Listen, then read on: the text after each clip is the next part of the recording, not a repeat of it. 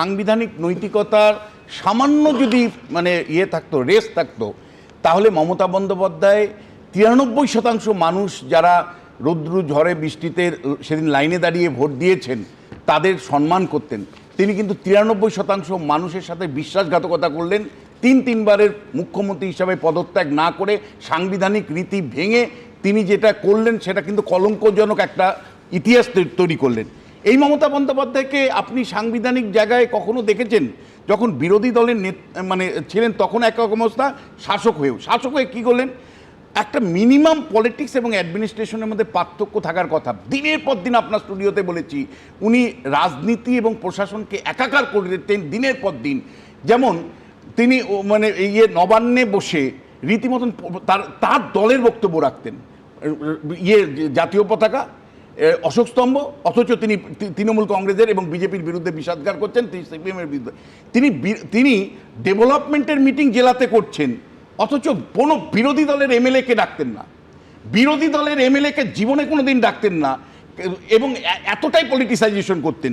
দিনের পর দিন আমরা যেটা দেখেছি সুমনদা, যে কখন বিরোধীরা যদি কোনো মিটিং মিছিল করবার মানে জন্য আবেদন করতো পুলিশের কাছে, তিনি দিনের পর দিন পুলিশকে কার্যত নির্দেশ দিয়ে রেখেছিলেন যে বিরোধী দলের নেতা বা তাদেরকে কোনো মিটিং মিছিল করতে দেওয়া যাবে না।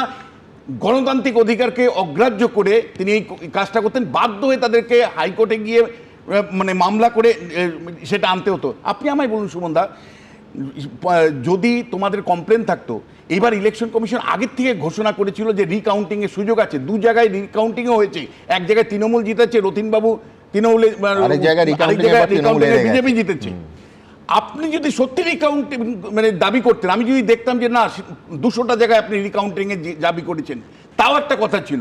আপনি অ্যাপ্রোপ্রিয়েট ফোরাম, যেটা হলো মানে ইলেকশনের যে কোনো রিট পিটিশন কলকাতা হাইকোর্টে করা যেত, আপনি রিট পিটিশন না করে আপনি হাওয়া গরম করছেন। এবং সবচেয়ে বড় কথা, আপনি বিশ্বাসঘাতকতা করছেন হলো জনসাধারণের সাথে, যারা মানে 93% রেকর্ড পরিমাণে মানুষ অংশ নিয়ে ভোট দিল একটা সরকার গঠন, সর্বত্র পরিবর্তন। আপনি নিজে পরাজিত হয়েছেন, আপনি পরাজয়টাকে মেনে নিতে পারছেন না। আপনি আমায় বলুন যে কাউন্টিংয়ের দিন একদম সংখ্যা বলছি, 38 জন এমএলএ, 38 জন এমএলএ যখন পরাজিত হয়েছে কাউন্টার সেন্টার থেকে, কোনো বিজেপি কর্মী না, সাধারণ লোক, ইনক্লুডিং মমতা বন্দ্যোপাধ্যায়কে কেন চোর বলেছে।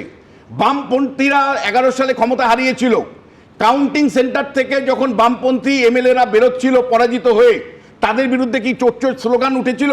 কেন মমতা বন্দ্যোপাধ্যায়কে চোর স্লোগান শুনতে হয়েছে? কেন 38 জন এমএলএ যারা পরাজিত হয়েছেন তাদের চোর স্লোগান শুনে বাড়িতে ঢুকতে হয়েছে? তার কারণটা হলো যে কার্যত বলা যায় যে দুর্নীতিটাকে আপনি প্রাতিষ্ঠানিক রূপ দিয়েছিলেন, কোনো রাজনীতির সামান্যতম শিষ্টাচার দিনের পর দিন মানেননি। এক্ষেত্রেও আপনি কিন্তু সেই একইভাবে ক্ষমতা ধরে রাখবার জন্য, 2 দিন অতিরিক্ত ক্ষমতা থাকবার জন্য সমস্ত সাংবিধানিক নৈতিকতাকেও অগ্রাহ্য করলেন, যেটা কলঙ্ক আপনার একটা জীবনে সবচেয়ে বড় কলঙ্ক।